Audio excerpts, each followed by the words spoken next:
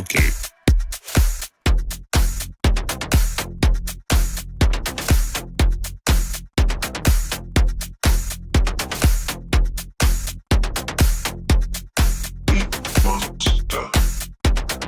Attention, please. Yo. Yo. Yo. Yo. Yo. Yo.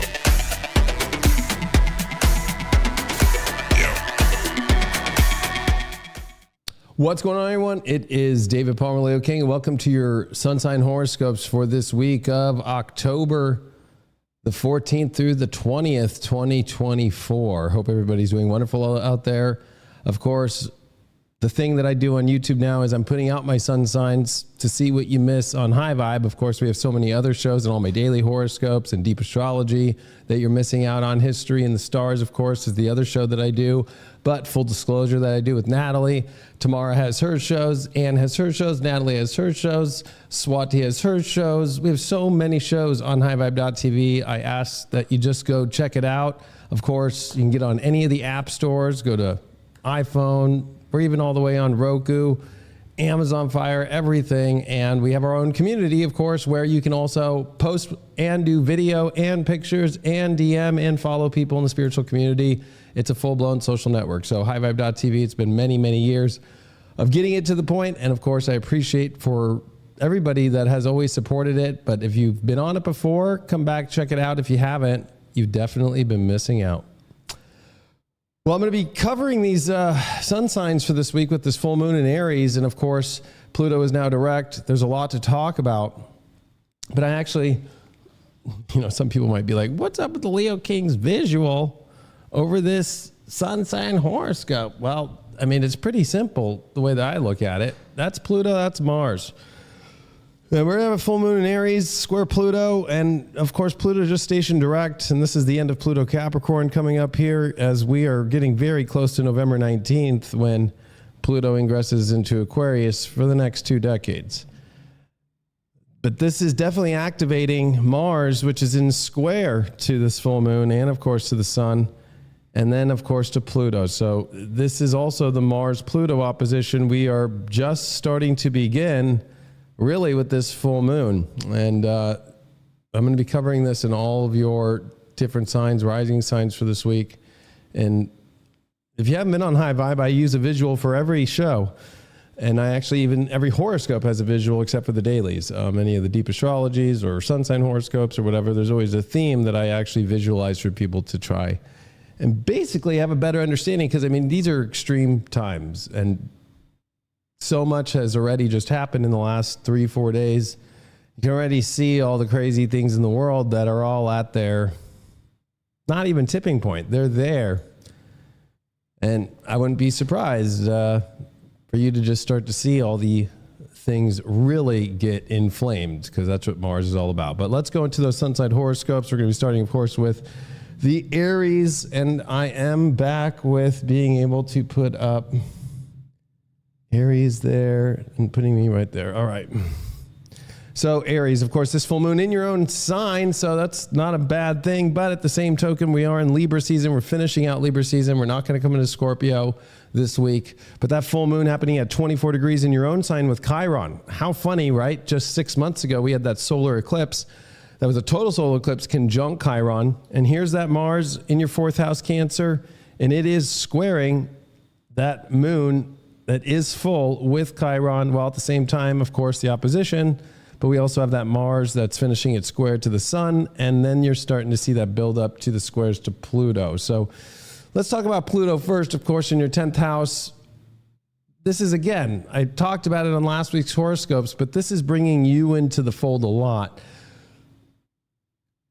There's a lot of things in career, yes, and accomplishment and starting to feel fulfilled, but also where is that boundary line to where it messes with your home life, it messes with your relationships. These are the areas I would be paying attention to. I really don't feel like you have a career problem. It's something that feels like it's been missing, and that, it's almost like you would do anything for it. But this is a full moon in Aries, and it is square Mars, and Mars is your ruling planet, and Mars is in Cancer, and it is in shadow, and it is starting to oppose Pluto. It has been square to the sun in Libra, and these are both in their fall positions. We have Mercury in Scorpio, Venus finishing in Scorpio as well this week, ingressing into Sag. So for me, it's like, the way I look at this isn't a bad horoscope, because Jupiter is actually in great aspect to the sun and this full moon and to Chiron. I think that this is for you to actually take a better observation this week and go, all right, where am I at? Where am I feeling like I'm missing something? And I would first say, don't look at career or some sort of expectation or something that you're trying to reach. Look for peace, balance, because if you want to make those big accomplishments, it's going to come from, do you have all those right players on the team? You also don't want to come across trying too hard, right? With Mars especially, that's in your fourth house, like there is this feeling that you're in a hole or you're stuck or you're just almost there, because it's almost weird with that opposition to Pluto. It's like, I'm there, but there's this next or there's this next. Let go of those there's this next. Just, it's about smooth, steady, of course taking action, but definitely not pushing too hard. You don't want to come across abrasive. With Venus and Scorpio that's finishing up and moving into, make its ingress into Sag, I think that the more optimistic that you are and not kind of salesman-like or trying to, push too hard in a way that your emotions are leading the way, it can rub people off, especially we're in a heavy 7th house transit and South node here, last 19 years coming to its end. It was actually 4 years ago that the sun made its opposition to Mars retrograde, where we're having Chiron right now, or that Mars square to Chiron that started this week.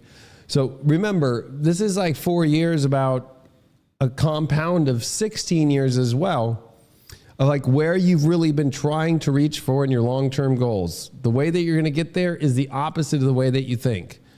Accept how things are, because it can be kind of like a mask, right? Chiron, especially in Aries here, it can be this like, you don't want to look like a failure, or you feel like you're a failure, or you feel that you're never going to get to that place that you want in your life. But at what cost are you trying to, going to push too hard, or you're going to do what you want too much that actually makes people maybe feel left out, maybe feel that you're actually not confident in yourself? Communication is definitely going to be a big theme throughout this Jupiter retrograde, especially for the next 3.5 months. But with this Jupiter sextile, the full moon and Chiron, it is telling you, hey, maybe it's time to rethink the strategy, even though it feels like you found the answer.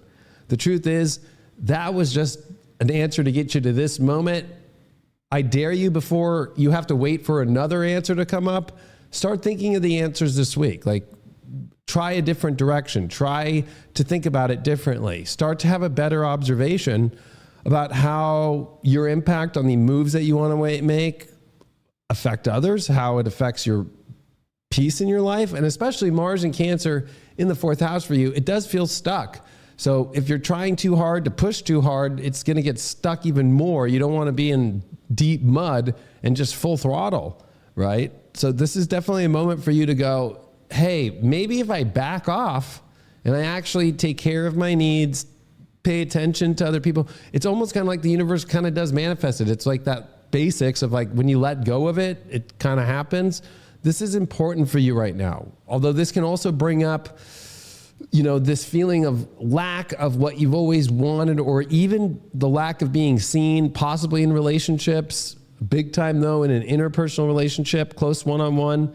And you don't want to come across desperate. You also don't want to come across without thinking about, are you sure that's really what it is? Or is it that maybe you're just looking at it from your own point of view and you're not actually contrasting and actually doing the empathy work, where Saturn and Neptune is, of course. These are some big energies. I'm not going to get into crazy deep astrology unless you want to be on high vibe for deep astrology, but even just looking at Lilith and seeing Saturn, if you go and look at the angles right now, you'd just be like, whatever. But if you were to do the Antesia of them, you get a whole different story. And so you have Lilith Antesia over to Saturn in the same position if you were to Antesia it, and likewise. So I would say this is actually where I think that a lot of the problem is that, you know, one, you almost kind of want to run away from all things that have happened and find like this amazing place.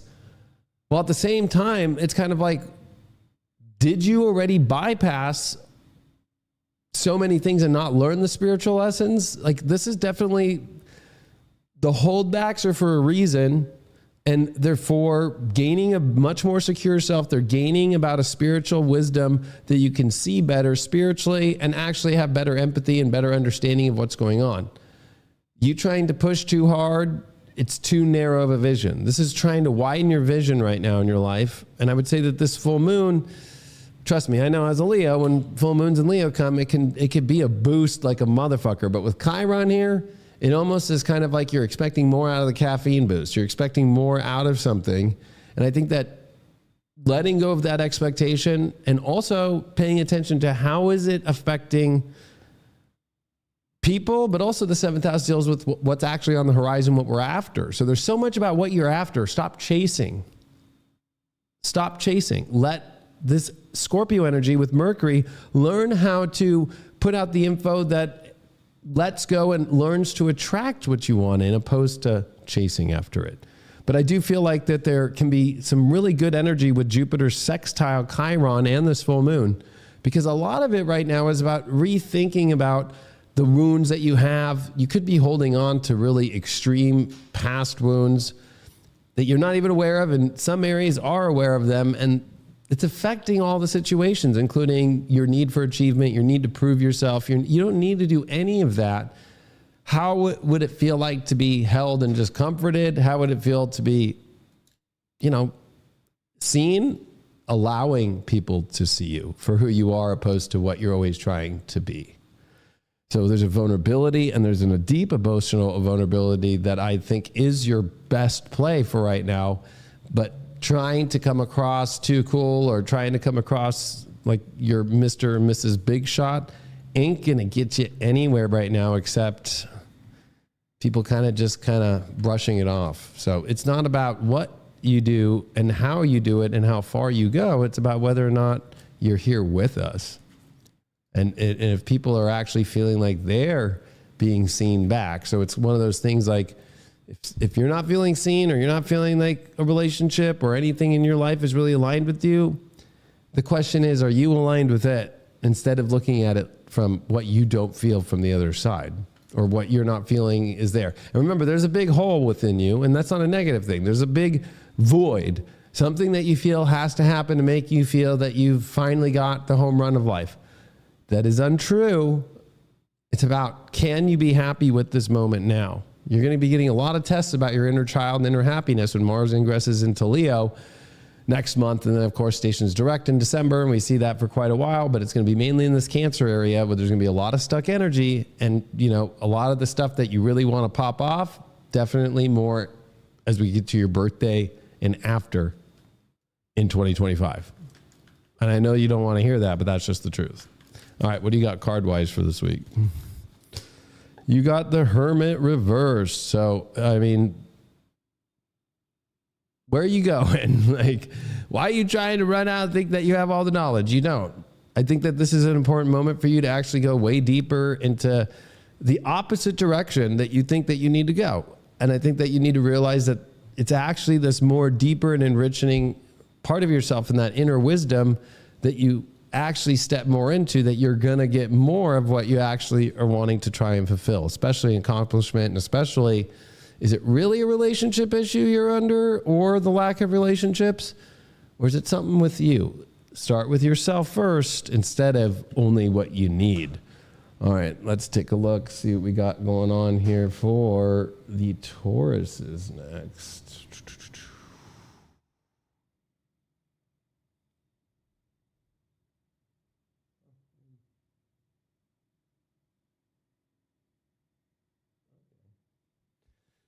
Funny, they move everything on here. All right, Taurus. And I'm going to check my phone, make sure I'm even live streaming correctly. Wouldn't that be funny? Let's make sure.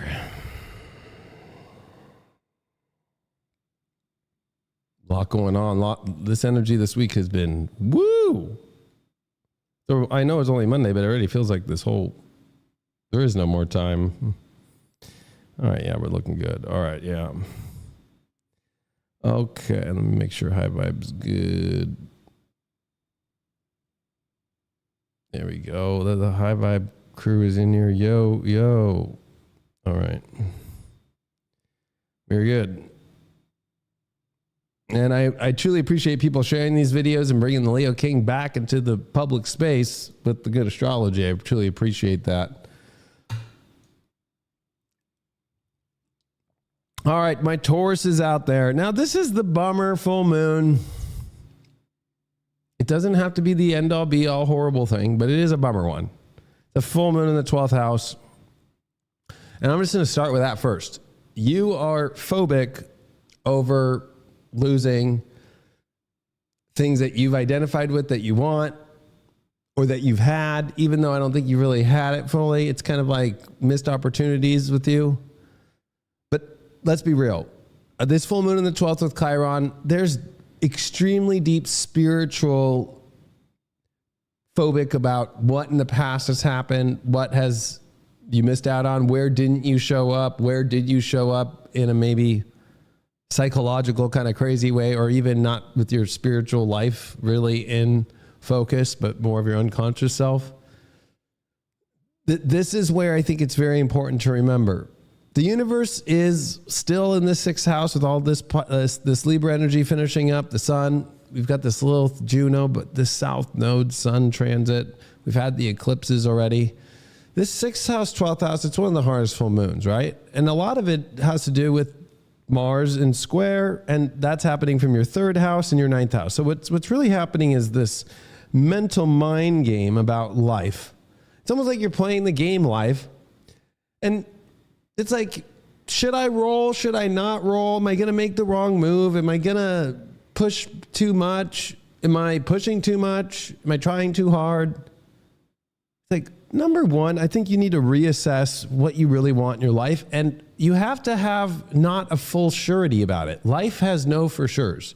And being a Taurus, you want to have your for sures. You want to know that, okay, this is the company I like, the product they make, the best of it. You want to make sure that that always comes out. But the truth is, factories and all that stuff and the world changes. And so, what was really cool 100 years ago is maybe some tonic that a Taurus needed, not around anymore, right? So this is a moment for you to go, okay, I don't need to be for sure about things, but it's about the curiosity. And more importantly, it's about understanding what are those values that you're curious about and not being afraid to make the steps forward. Now, you're going to be messed up once in a while or slip and fall, and that's okay. That's part of life. It's about how you get back up more than it is about whether you fall. And I think that what you're dealing with is this fear, this extreme failure that you are so afraid will happen.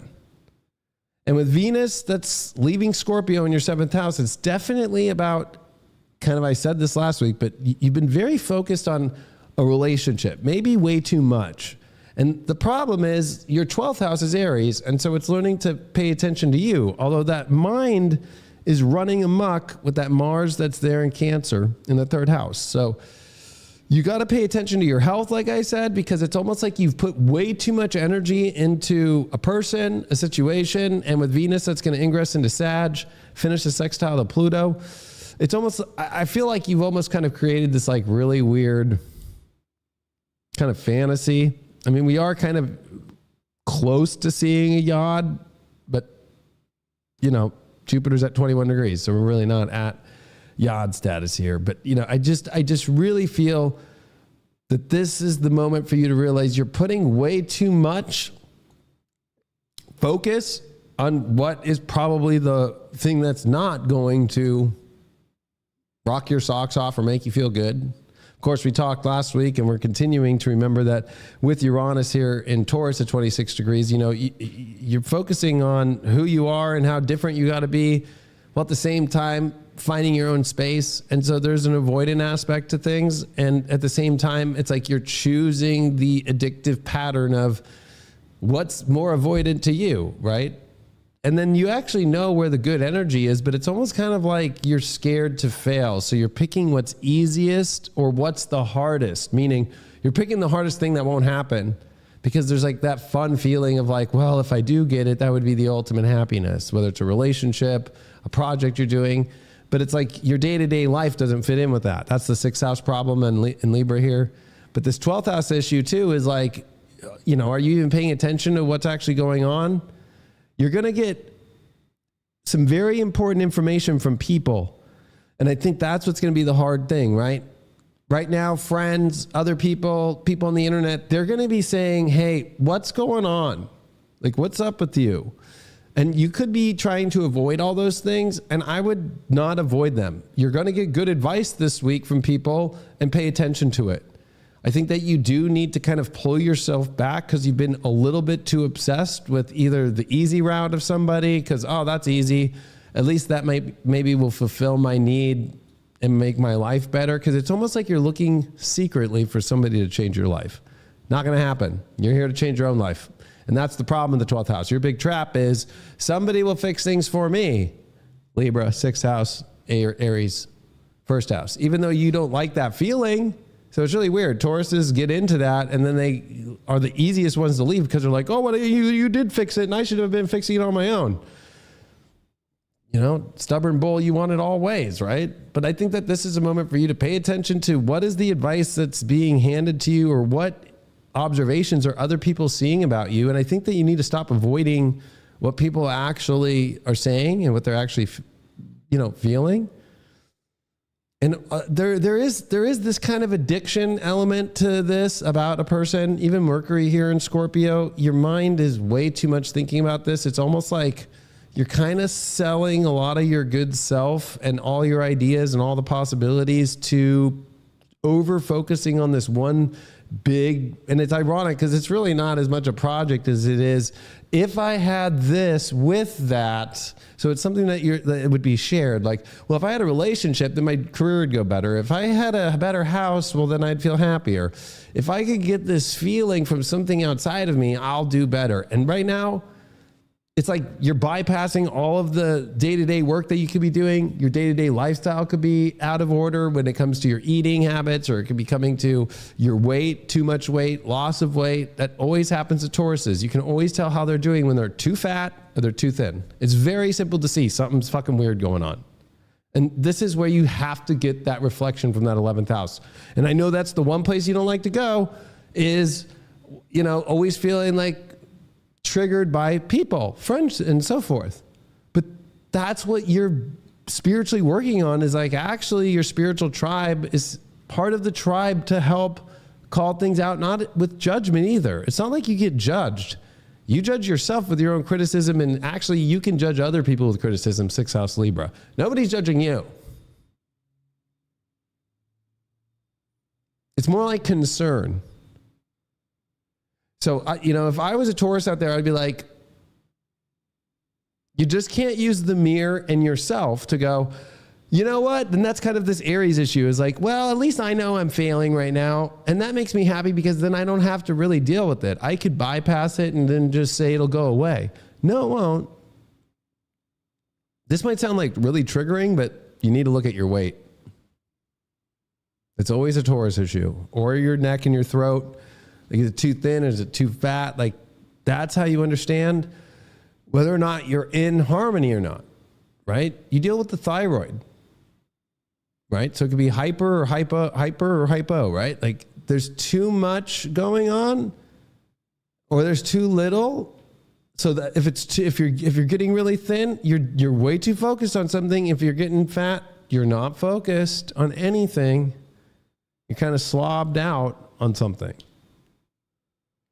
And I think that this full moon is trying to really get you back into your spiritual alignment and wake you up out of a spell. To me, it's almost like that Chiron there, that Jupiter in sextile 2nd house. It's kind of reminding you how badass you are and reminding you, hey, like, are you sure that's what you really want? Are you sure this is who you are? Are you sure that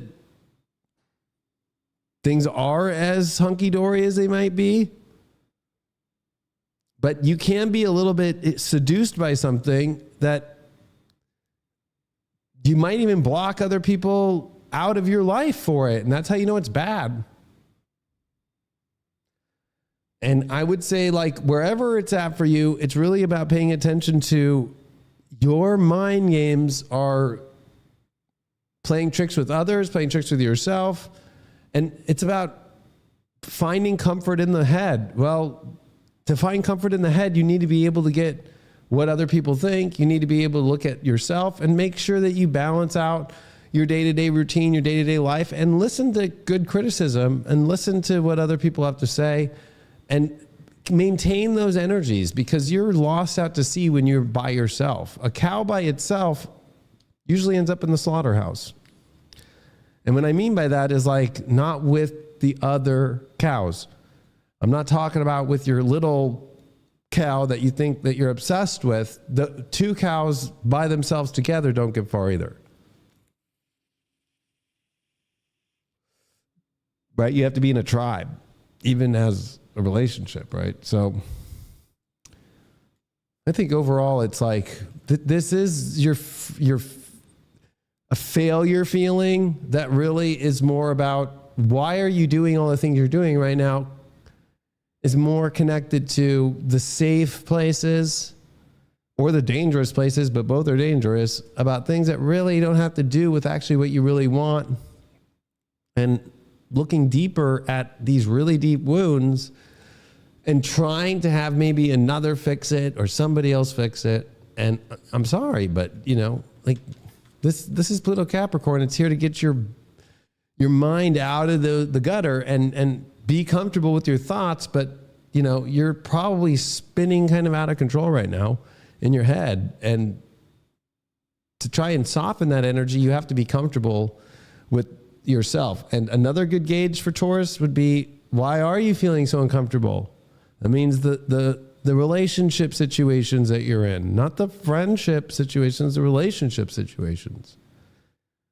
And there's something off in your day-to-day lifestyle, or something off in your, even this brings up to your hidden 12th house stuff. It could be alcohol, it could be drugs, it could be something that you're trying to mask that you're not wanting to pay attention to, and it's like a crutch, and you got to get over that, and you got to use your own self-worth to get over that. You can't do it for somebody else, because the second that you get a little bit of a hall pass, like, oh, it's no big deal to me, you fucking will run with it. Well, you did get the Two of Swords up right, so this definitely is saying there is a big mask on right now, and you're not really paying attention to the emotional stuff. You're really running around your mind thinking that there's only these two directions, when the truth is you're blindfold, not paying attention to the moon behind you. You're not paying attention to what's actually happening.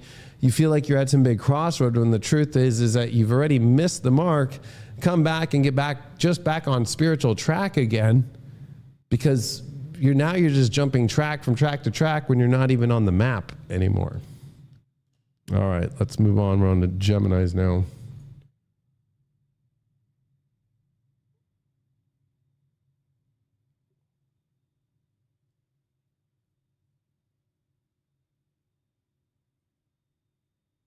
Right.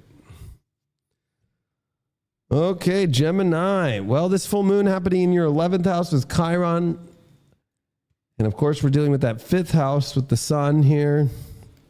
So 5th, 11th house, not that bad. But again, with Pluto that's now gone direct in Capricorn, and Mars that's in your 2nd house in opposition in the square to all these areas, you're dealing with the fixed cross. And what's interesting house-wise, and then you're dealing with it all in cardinal. It's like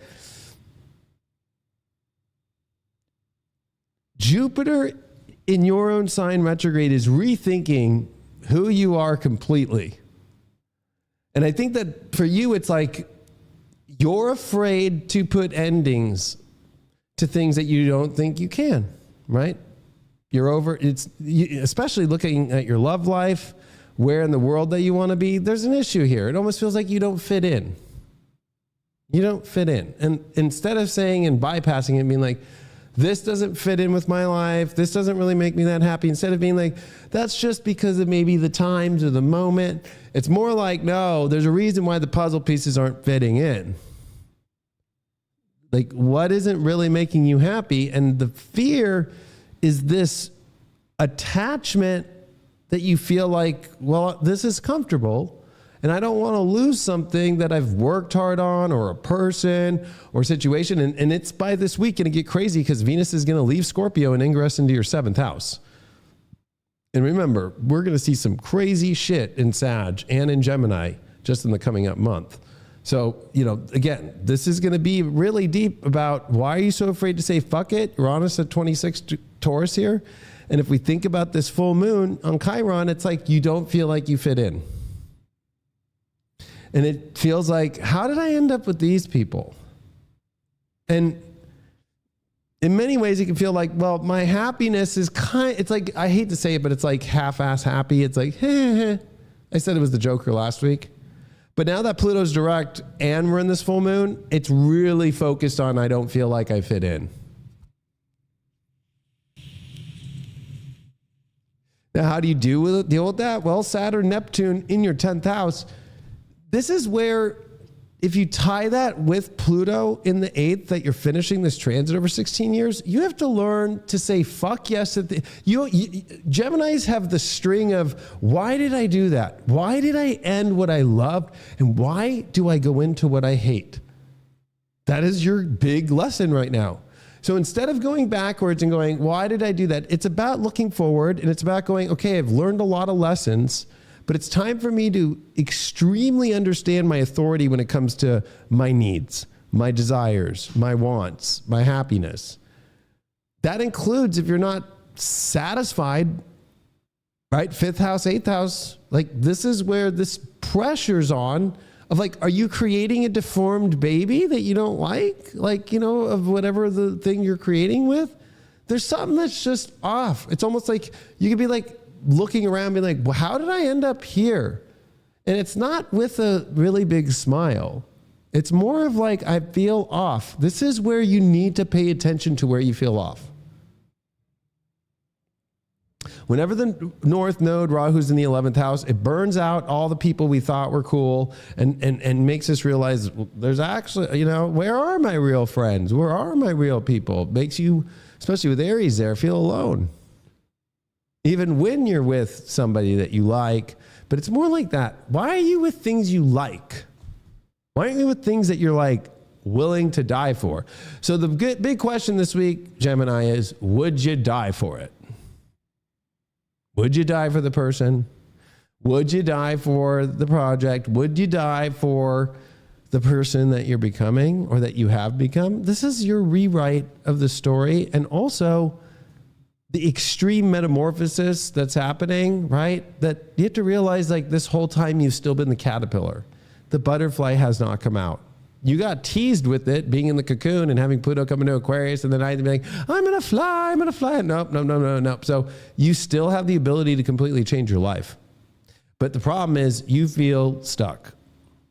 Like, I can't, I wouldn't be able to do that. There's no way I can't change this. Well, if you want to feel like for the rest of your life, like, like, why did I put that weird color paint on the wall when this is the moment to change it out, even though it's like, well, that's a lot of work. It's kind of like, no, it's more about the inconvenience. But you would rather live with an inconvenience and go through an inconvenience. There's a big difference. So you're having to really make a big swap of a lot of things in your life and make sure that they're in right alignment. And also, Pluto's about setting boundaries, especially in the 8th house. Like, this is about learning the authority to set boundaries. Like, no, I'm not into this. Or, you know what? I'm going to finally receive what actually has been trying to come in my life and say yes to what I actually really want. And that could be actual things coming towards you, or just finally agreeing, like, you know what? I'm going to finally let this in my world. Especially relationships are going to become an extreme part of this week with Venus ingressing into Sag. And at the same token, we are dealing with this full moon that is in Aries.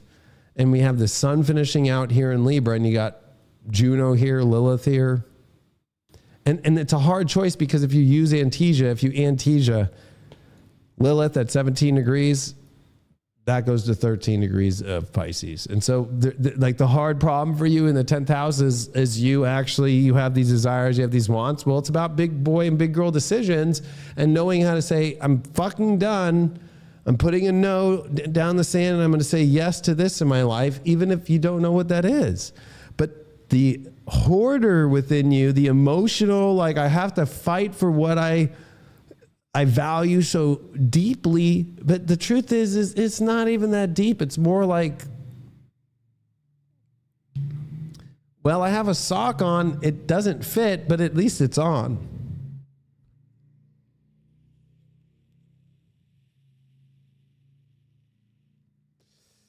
And I think that the healing for you is really about you won't feel like you're out of place when you actually become who you really want to be and stop bullshitting. And what the truth is how many times are you bullshitting and saying, no, I'm happy.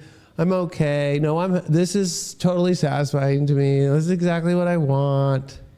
You know, like when you're really like, well, I want this, but this and this doesn't really come to what I actually need and what I actually really want. Like there's this like failure to actually fully go all the way. It'd be like having sex and like faking an orgasm, right? Like why do that? That's like stupid. And we're talking about life. We're talking about relationships. We're talking about like this part of you that's like, well, I'm getting this, but I'm not getting what I really want. This also could be you actually having a hunch about something and it's actually true. A secret, something that you knew has been happening. Could even be with a partner that you know there's been some sort of shady business going on and it's starting to reveal itself this week. So I'd hate for that to be the way that it comes through, but the more that you deny yourself, the more that you feel like you're dying. And I'm not saying you're going to die, but the feeling of that becomes extreme. It almost feels like, did you waste all your life to feel like you're out of place because you choose to stay out of place and you choose to stay in these really weird, let's call them entanglements with old cords that you don't even want, that nobody uses or are outdated. So another way to look at this is outdated scenarios of happiness, outdated connections, outdated placements that you've put yourself in, and an outdated version of you that you no longer are anymore. And that means that your needs and wants have changed and you can't feel guilty for that. And that's where your problem is that you feel guilty to feel happy. You feel guilty to get what you actually want in your world. And you need something electric and exciting and you're afraid of that too. So Page of Pentacles upright. So it's very basic. Saying your needs and wants, and that starts it going. I think that you've been afraid to just put out there the basic of like, hey, this is the value system. This is actually how I really feel. Like for 1 minute, it's a crazy world. Fuck what everybody's feelings are for a second and put your feelings for a second first. Right? You're going to have to bring your inner child back because you're suppressing your inner child and that brings back your inner child wounds. And really what happens is then you don't feel like you're really on the playground at all and everybody's kind of looking at you like the weirdo by yourself, like throwing the little ball on the wall by yourself and next to the ugly kid that you don't want to be next to. That you've somehow turned this into a story that was supposed to be romantic, but it's like, or that is exciting when really the truth is that you're kind of like, fuck, what do I say? And I remember being a kid and we get stuck in those scenarios where like, why am I in this? Why am I? It's just kind of like, my wife and I watched Love is Blind on Netflix this weekend. And there's these dudes and there's this fucking chick who's gross. And she's like the young chick. She's fucking a whale. Okay. And I'm like, I guarantee you this dude that ends up with her is a fucking Gemini or Gemini rising. Cause it's like, this fool's like trying to convince himself that it's like love with this fucking ugly whale. And the dude's like, they don't even match. So is it like,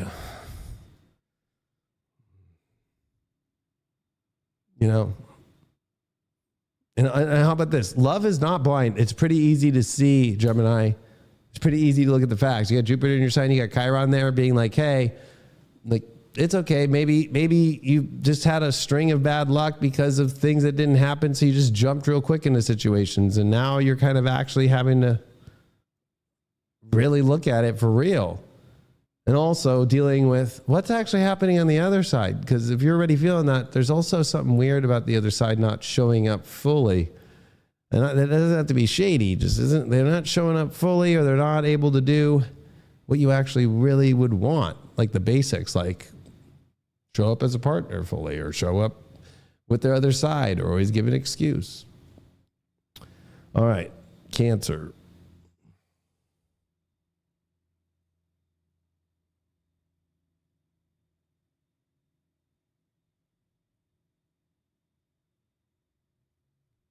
All right, Cancers. A bit rude. That wasn't rude. Rude? Somebody on YouTube trying to tell me I'm rude?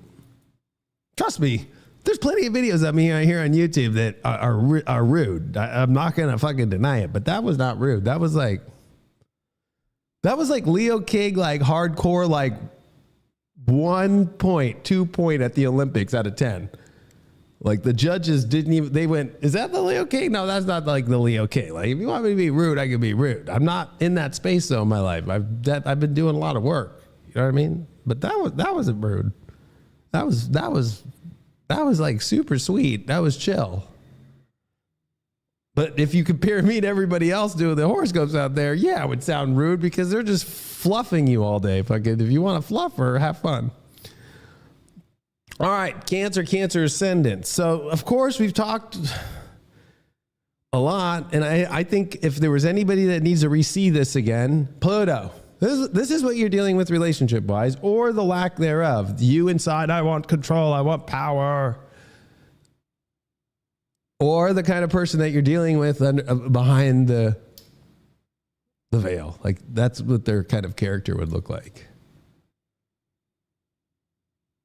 Okay, that's that Pluto that's happening for you here that stationed direct last week. And, you know, November 19th is coming up quick. It's a month away. So, especially at the last degree, it's intense right now when it comes to that. Jupiter's retrograde in your 12th. This full moon's happening in your 10th house, and all that Aries energy, and even with this Mars opposition to Pluto and the square to this full moon on both sides of it, the sun and the moon, Mars in the first, this is this battle that's now beginning between you and other people, especially in your personal one-on-one relationships, while at the same time, Jupiter retrograde in the 12th house, sextiling this full moon in the 10th. It's time for you to do the opposite of what you're normally used to doing, right? You are so used to just finding the safe route. The safe route is closed because the most unsafe situations are there. So living your life and trying to find stability and comfort is requiring to stay in safety and comfort for you to actually do the big moves. Now, I know a lot of people out there are going to say, oh yeah, this is about your career. It definitely is. But the truth is, if you're a healer, then you have to heal yourself.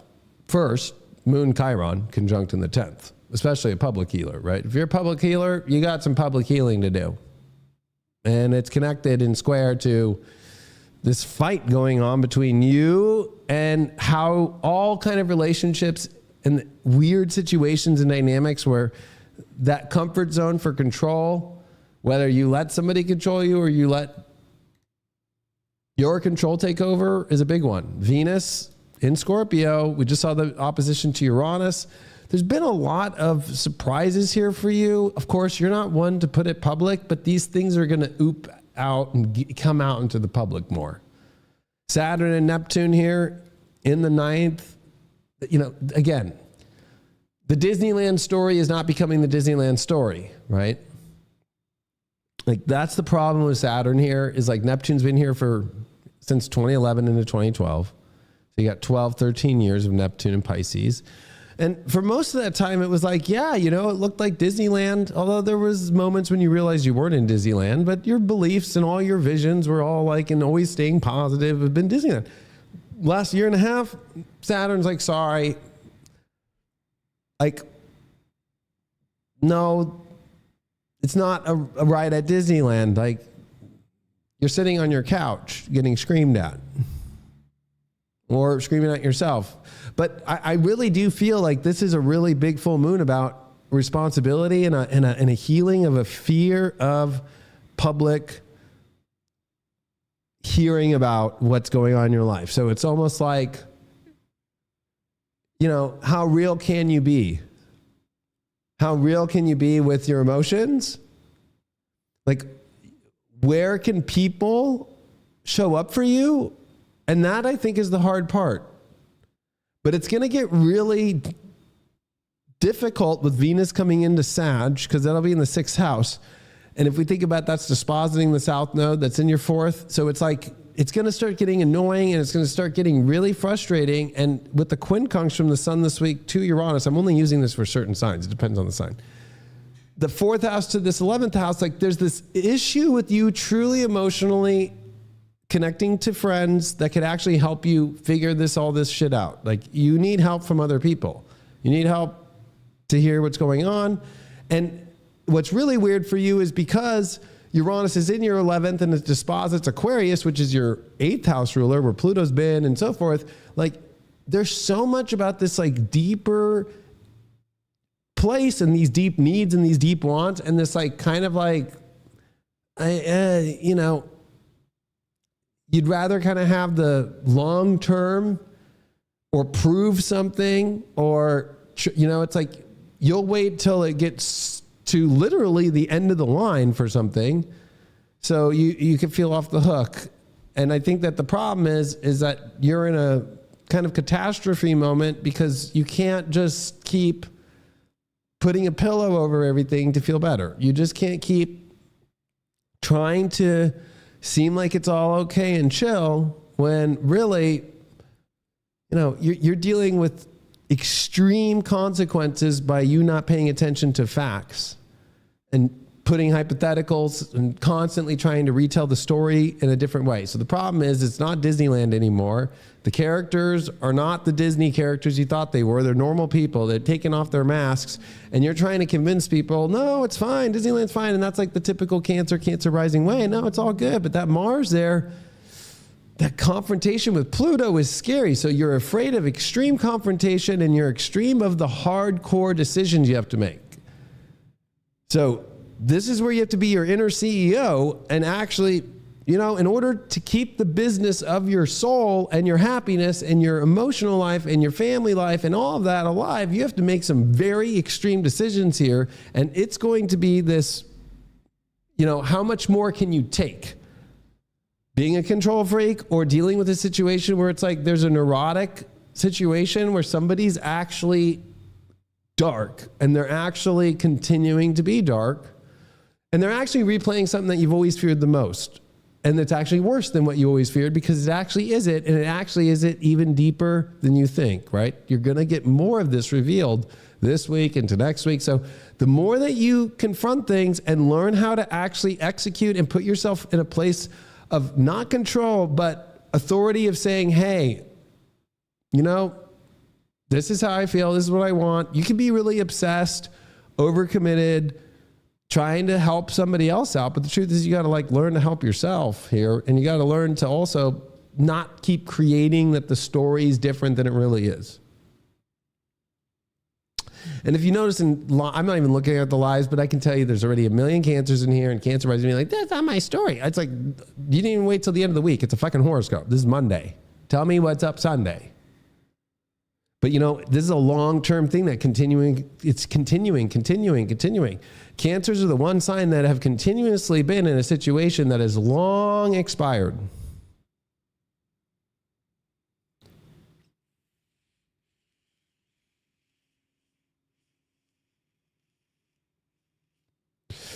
So it's like,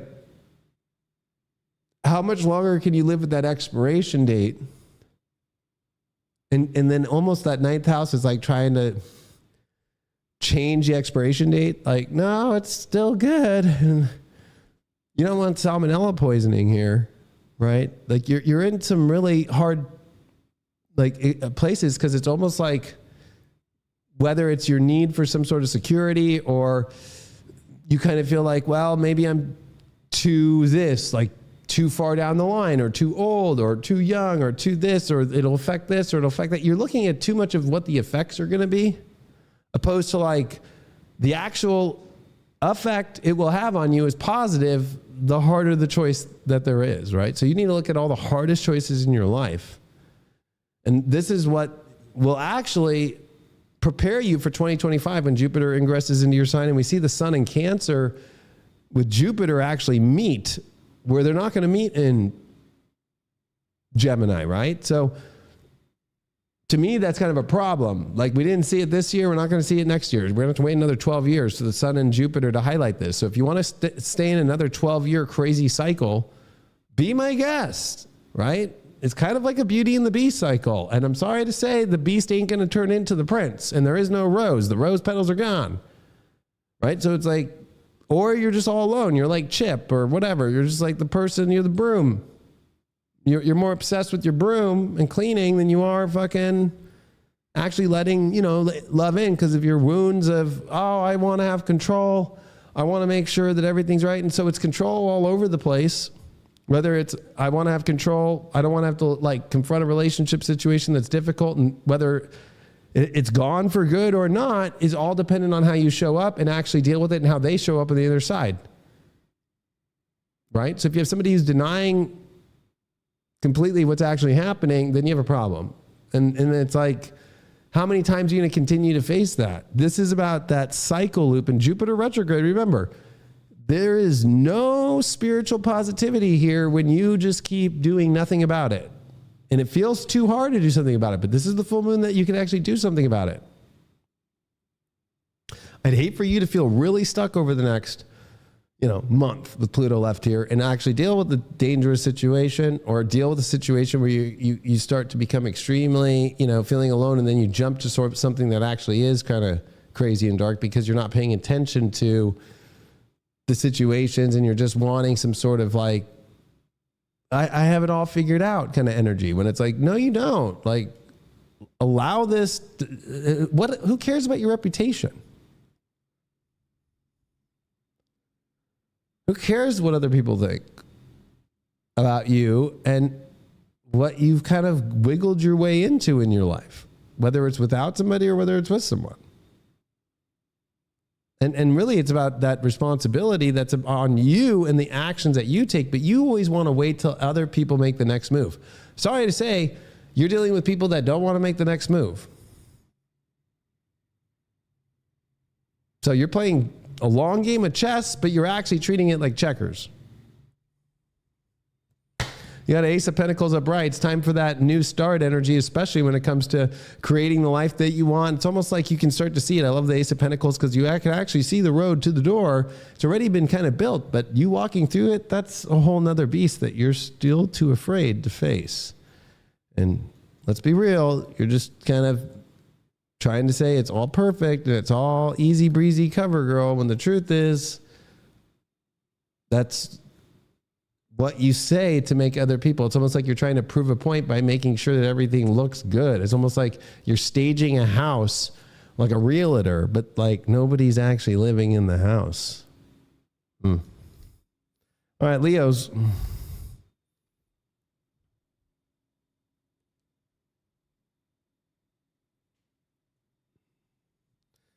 Leo. Well, this full moon happening in the 9th house of that big square to Pluto that just came direct in your 6th, Mars in the 12th house, and this opposition to that sun that's happening in the 3rd house. So this is definitely all this mutable energy in cardinal. This is kind of a weird moment because of this moment for you to believe and to be honest with yourself about how you can't be looking at the negatives. You have to be looking at the positives more. This is about your belief systems. And ironically, with Neptune and Saturn in the 8th, it's kind of like this feeling of well, when I'm receiving things that feel spiritually good or my desires, then I almost believe. Well, the universe has cut that off. So it's you have to learn to believe that good things are always happening when you're not getting everything that you're usually used to, even financially, right? So it's there's a karmic debt being paid here right now in your life, and that karmic debt is you owe more positivity to the universe. You owe more of looking at other outcomes and letting go. There is a part where it's you are through this weird tunnel of who you used to be and then where you're going to go, and then there's a lot of rehashing of where you're going to be over this next 7 months, but it's really this higher version of yourself that you got to focus on. But Pluto in the 6th house, I get it. Every Leo rising is tired. It has been a grind. Pluto in the 6th house for that many years, talk about feeling like you are nonstop, working, figuring everything out, or stressing all the time. And then always trying to figure it out and use your mind. So this is about learning, again, more of that de-stressing. Venus and Scorpio here are going to come into the 5th, though, into Sag. And when I think after this full moon hits, you're going to feel a lot more lighter because you can have fun again. And you can remember that there's so many opportunities. There's so many positive things. I think Leos have been doing a lot of work deep back into like this kind of old version of you, this old young Leo, and where all those, you know, negative constructs kind of constructed. And I think a lot of them you've plowed down, but it's like these major ones that you didn't maybe realize, like, yeah, maybe you do focus too much about the thoughts that are going through your mind that really are just based off the stress. So stress is triggering thoughts that then aren't going to this more positive space. And then with Mars in the 12th in Cancer, trust me, it's not fun living in a world where it's just about the grind and then, oh, okay, I got to rest and I got to take a break here. And, you know, life is always about that go, go, go. But this is like where it's like things are going. They're just not used. You're not getting that like edge. Okay. The edge is coming into a new space though. So it's not like Saturn and Neptune are taking away edge fully. They're just shifting you to see this other more beautiful side of things that you're receiving in edge. So it's like in many ways you're starving, you know, the king or queen in you that always needs to have like the most crazy ass castle and all the energy in there. Jupiter retrograde in the 11th, like you're trying to rethink like, okay, how do I come out in society or what do I do? It's not about overthinking it. It's just about, all right, you're going to say things, you're going to see things, but it's got to be positive again, right? The good news is, you know, Jupiter in the 11th is amazing good fortune. And so a lot of this good fortune right now is really in alignment with staying positive. You got to have a positive state of mind. You got to do, right now, this is where Leo's got to do positive affirmations, staying positive about situations. You know, with Uranus being here in this 10th house, when it comes to these different places your career keeps evolving, it's going to be constant and nobody's going to understand it fully. So just keep staying on top as best as you can, but that grind, that overdoing it, that over being into it 24/7 or focusing on day-to-day life too much and getting lost into that and feeling hard, of course is going to throw off some sort of negative vibe. Now you, for one, are the most positive of the zodiac. I know Sag would probably have a nice debate with you on that, but you know, you are in that top tier. So why are you like only it when things feel like you're getting the desires met or, you know, it feels like things finally are going your way? It's in the moments when things are just going as they're going and you stay into a positive mindset here. It's really interesting that Pluto went into 7th house and then it came back into the 6th multiple times and it's finishing in the 6th house because it's like, for you to find that balance and harmony, you got to look at where does your day-to-day life stresses fuck up your bigger views on just belief systems. Like, you know, I think this is this deep inner critic, especially with this judgment here. I don't think that you ever feel judged by people because Leos don't give a flying fuck. I think it's that judgment you do to yourself within yourself and start feeling like that you did something wrong when maybe you didn't, or feel like that, you know, like you've got shit you got to do in life and you got to be positive about it. And other people understand. Jupiter here is saying other people get you more than you realize.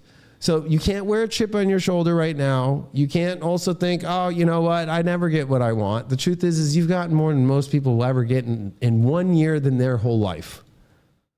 So, you know, this is a moment for you to actually really tone down all the rhetoric that's going on inside your head. The attitude adjustment is here, and be in the positive. And this is also a test of faith, right?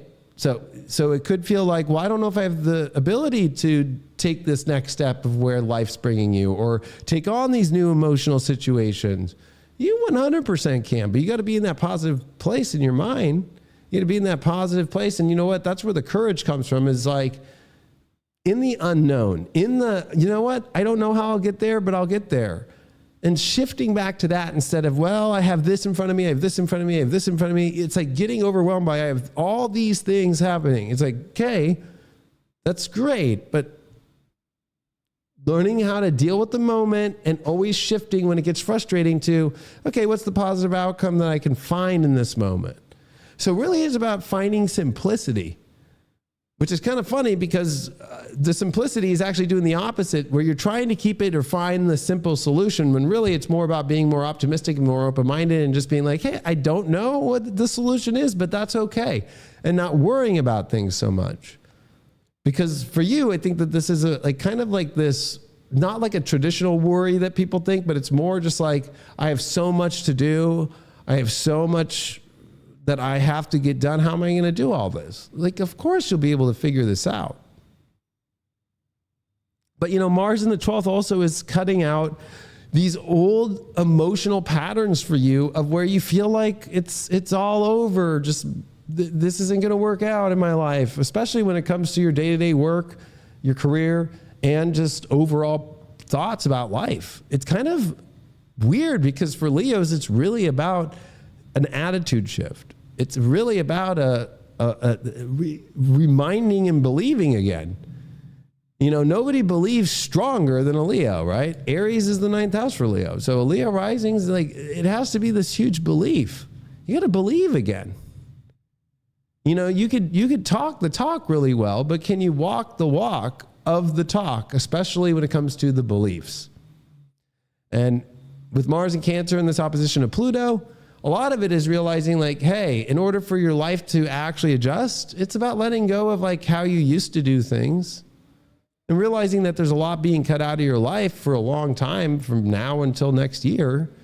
That's really these deeper kind of like, soaked up, unconscious, or even just like the residue of hard situations in life, right? It's kind of like a hard knocks life. And it's about seeing the positive in it. It's about saying like, you've learned a lot of lessons, continue to stay focused on that. And to be honest, because Saturn and Neptune are cut off there, it could feel a little dry, especially because that's water, right? So nobody swims in the waters of passions more than, and goes the farthest than Leos. So right now it kind of feels like, you're very much in the 6th house, like day-to-day life. Find the positive in that. Stop looking for, where's the aquarium? Where's the edge? Where's the lingerie? Where's the, I don't know, I'm not a fucking chick, but where's the dude that's fucking crazy or something? Like, no. If anything, this is having you start to see that all of the kind of places that used to be the extreme zones are gone. And I don't think that you're consciously thinking like, where is it? But it's more like you're looking at your present moment and just feeling like, man, do I ever get anything? It's not about what you get. This is about you doing your service right now. This is about you staying positive and having faith. Right now, Leo and Leo risings, you guys are the nuns and the fucking, like the holy people that are just literally living in spirit and showing up to their reality and doing their thing and spilling on your clothes. And I know it might feel like, well, what else? The whole point is stop looking at what else. There's so much that is happening. You got to be able to understand and be open to it. But if you're only thinking about this, or that you're worried about the next little thing that's going to happen in your life, or you're worried too much, or you're too lost in the moment to where you're thinking about every little thing that's going to happen, and it's too hard for you to actually see clearly, right? So this is about getting rid of a lot of these worn out thought patterns that really are kind of wearing you down. And also, this is the learning to believe that you're going to make it through. I know it feels like we've had to work our ass off with no breaks for so long. It's going to feel even more extreme. So just stay positive, see the open road, and try to maybe, it's okay to kind of go, well, where is this all going? Oh, okay. And start to look out at that horizon instead of, trying to make a calculation on the fly. You're not AI, so you don't need to have the problem, and it's not like nobody's waiting for the answer right away. Or a better way to put it, are you being asked a question? right? Like other people right now are really in support of you and understands you. And maybe there is this place that Leos have to actually accept that other people believe in you.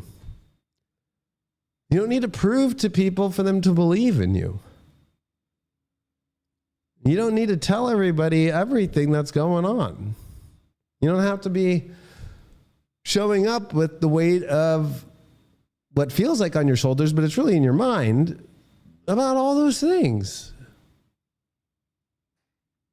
You know, this is where Leos can get much more in touch with their, you know, a reconnection with their spirituality, but a higher version of it, a deeper meaning behind things now.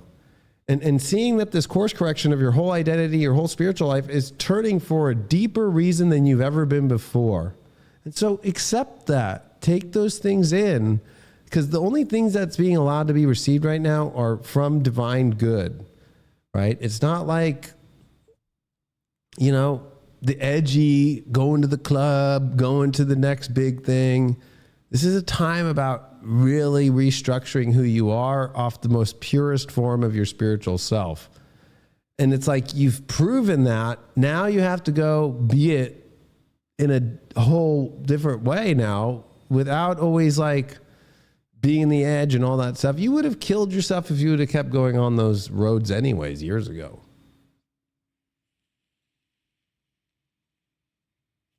And I'll end with this, Leo. Life has positive drama and then it has negative drama. This is a time where you're having to start to see that there's no negative drama and that you have so much positive drama going on that it's about getting rid of, like any Mars transit in the 12th, which is going to be long for you. You're getting rid of the drama that for you is emotions, right? Like there is no emotional drama, right? Like, so there is no soap opera happening.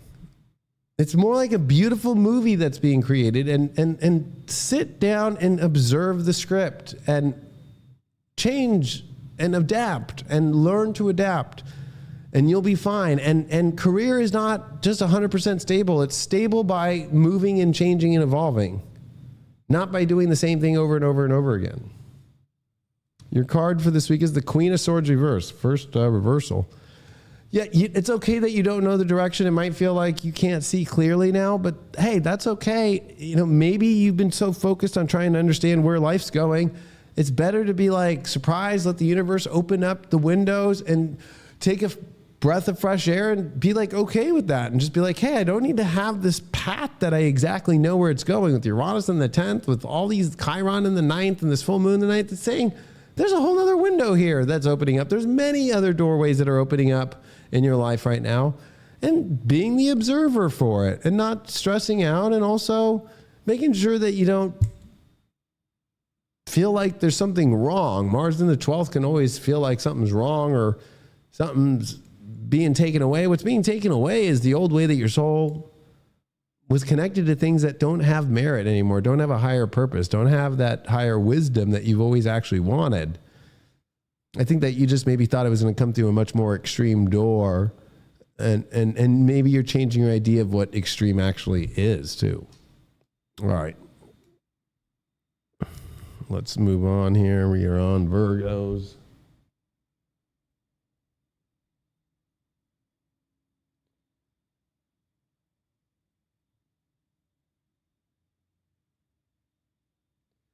All right, Virgo.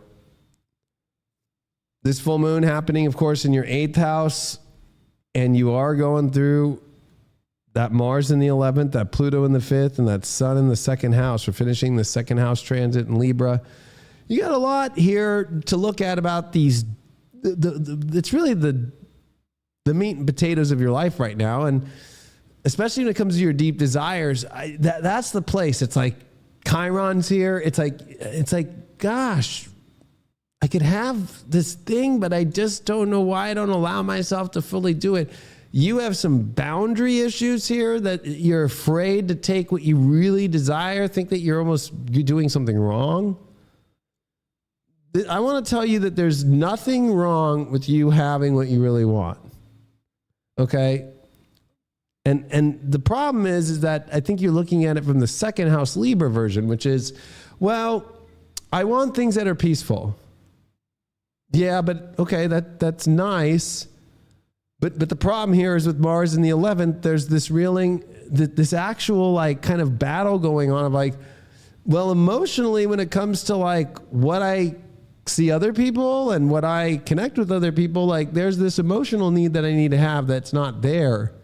And then of course with Pluto, I said last week, and you know, if you're new to this, but like most Virgos are actually reliving what went through with their childhood, with their parents and their love lives with this Pluto at the end of the 5th.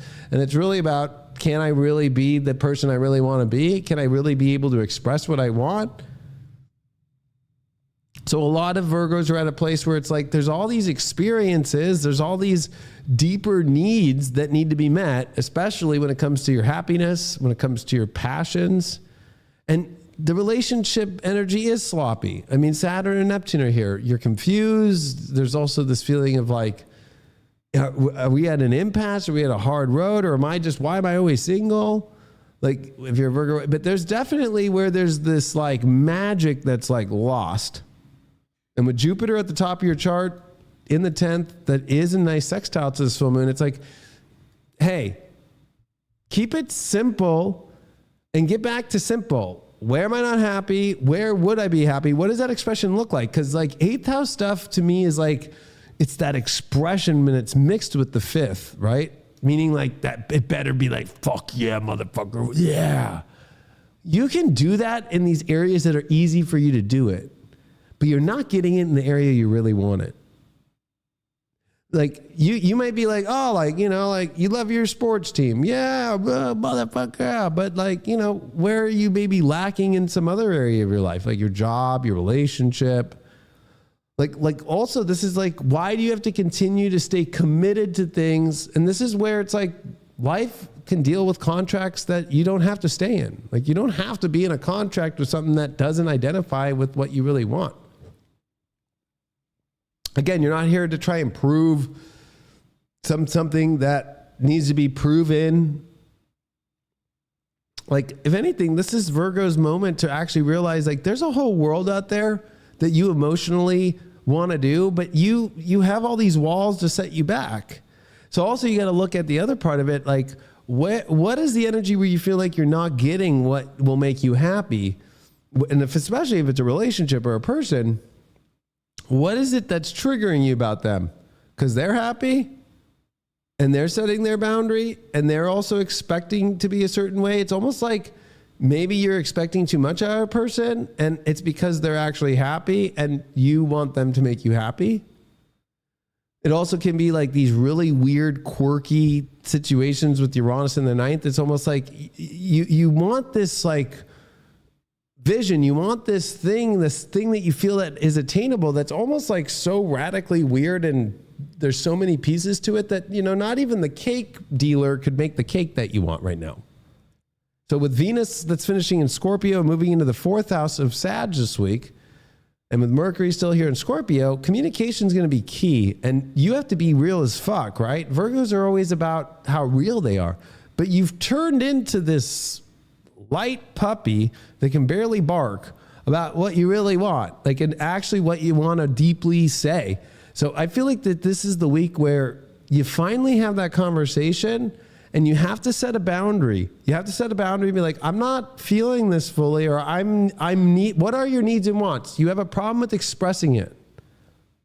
And you know what? Maybe it's not going to be a complication because maybe the other side might be like, yeah, I'm down for that. But you just had to ask, right? Like there's a lot of it too where it's like, why don't you just ask? You kind of are expecting or you're not saying what needs to be said.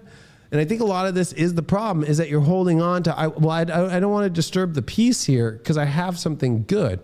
Hey, you can have something good and it just turns really bad and then it just turns into lame, right? And that's what's happening, is because in order for something to stay good, it constantly has to be reweighed out. It constantly has to, there is no sunset that just stays forever. There's days that change and we see different colors in the sunsets every day. And with Libra, this is where your issue is like you feel that you're unfairly having something where you're not getting everything of what you need and want, but you also have to be willing to speak up. You have to be willing to also take responsibility and go 100% for the thing that you actually desire and express yourself fully more. And I would start with yourself first. Like, what do you really want to be? What does it really want to do? This is where you're going to see Virgos over the next month, like jump into whole new situations, love life wise, their passions in their life. Like, I don't care if I've been in a job for 20 years and I've got all these things I had to do with it, and that's not what you want to do. Why are you doing it? You're in a relationship that, you know what, there is no connection, and you're never getting what you want. Why haven't you said anything? Why haven't you fully done it? Why haven't you dropped a boundary? Why haven't you actually also seen what's out there in the world? Because I think the problem is you can't just use like social media. You have to actually go in the world and feel it. And part of the issue is the explorer within you with Uranus here, wanting all these expeditions, yet you're not going on them yourself. Like, there's a lot about learning that independent part of you, and also that kind of like, hey, I actually can go out there and do it. And trust me, people start to be motivated a little bit more when they see that you actually are willing to go do something more than your talk that's kind of cheap. And especially don't be using threats either, kind of like, or using, well, this happened to me in the past. Like, there's nothing about the past that's coming up. It's more like, hey, if you're secure in yourself, you would just be like, yo, drop this bomb. Like, this is what is going on. This is how I feel. And this is what I need. And what can it take for that to happen? Right? What are those things that you're just, again, you're like cock blocking yourself from a lot of exciting good things. And your career is being relooked at, and the question of the curiosity, if it's still there, and that's tied with relationships, with the square to Saturn, and at the same time, Uranus at the top of your chart. But in the ninth, is saying, like, have you really gone out there and explored what you really want? Because I feel like for you, that's the problem, is like, it's kind of like creating the picture before actually seeing if that's actually going to look good. Like, instead of buying it online, go to the actual store and see if it actually is what you want before you just buy.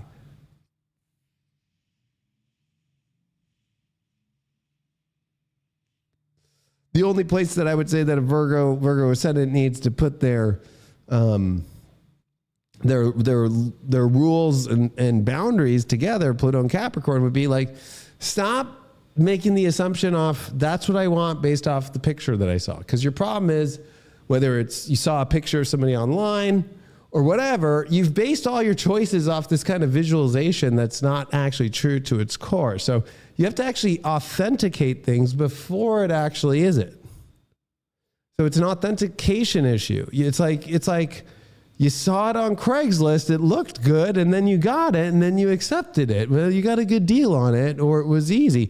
Why are you doing that with your relationships? Why are you doing that with your job? Why are you doing that with all these things? So you gotta authenticate things, and it should fucking light you up to the fucking tilt. Instead of being like lighting up the like, well, at least I don't have to go figure it all out anymore. You got the 9 of Cups, so self-independent happiness is what you're actually gonna find your happiness through, nothing external. And once you find that, you're gonna start to see the doorways of what's actually out there that you could actually really have that you've been blocking yourself from. All right, Libra rising.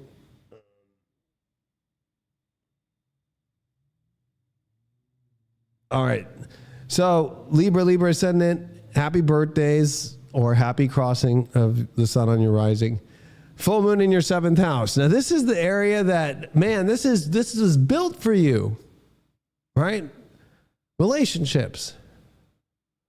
But with Chiron here, the square to Pluto, and Mars in the 10th, and the square all around, this big cardinal cross here happening in the houses that are cardinal houses, and you're a cardinal sign, and it's all actually with the full moon highlighting this energy of who you are, right? And I think that the problem is, it's like, you're here to be defined in relationship, and you're here to also find your strength through relationships. Like, it's not about trying to find yourself first. That's what's kind of weird about Libras. You kind of have a string of people who helped you find that. Okay? So, like, that's where it's like really weird, because it's like, Libra, you're all opposite all the time. But like with Pluto in the 4th here, there's a big emotional situation, right? It's like you're restricting your emotions for some reason. So you could feel like other people aren't showing up for you emotionally, but the truth is it's you first. You got to look at you first, because that's where the first part of it's going to come more in, with the sun in your own house here, but it's in the first house with the south node, right? This is this illusion that you're not getting what you want, when the truth is this full moon is saying, hey, I have all these things. And with Chiron there, it's like, what is it making it feel weird? Well, maybe it's making it feel weird that you want to develop your own ego so much that you're actually triggered by other people who are in their identity. Yet it's okay to learn from other people. It's okay to be in union. We learn from relationships. We gain, especially you gain so much power in them. And you also understand people better, and you understand yourself better in your relationships. But I think that with Saturn and Neptune here, it's like this lost energy for you of like how you think the perfect life should be. And there is no perfect situation. I think that for you, it's like you've always expected this perfect kind of like idea of what somebody should be like or what it should feel like. And the problem is you've never really known what anything could feel like, because there's a lot of baggage for the last 16 years here with emotions and cutting them off fully. So you've never given anybody 100% of your emotion. There's always like, well, you get 50 here, you get 40% here, you get this here. Like, when do you give somebody 100%? And that's where that battle is with Mars up here. You need to be able to prove to God that you can give 100% emotionally. And that's why Mars in the 10th is like, well, you can achieve more, whether it's a relationship or especially for you, so focused on what you're doing in the world and who you are. So this is the problem, is this Mars in the 10th and this sun in the 1st. Like, look at Kamala Harris. Like, oh, let me prove. And then it's like, what a joke. So, like, if you actually focused on your emotional situations and if you gave fully there in your relationships, well, then that's where you actually will start to see more of what you want in your life. But this is really highlighting how important relationships are for you. And this is the last, full moon with the North Node here in Aries, in relationships with the North Node for 19 more years. This is the last one.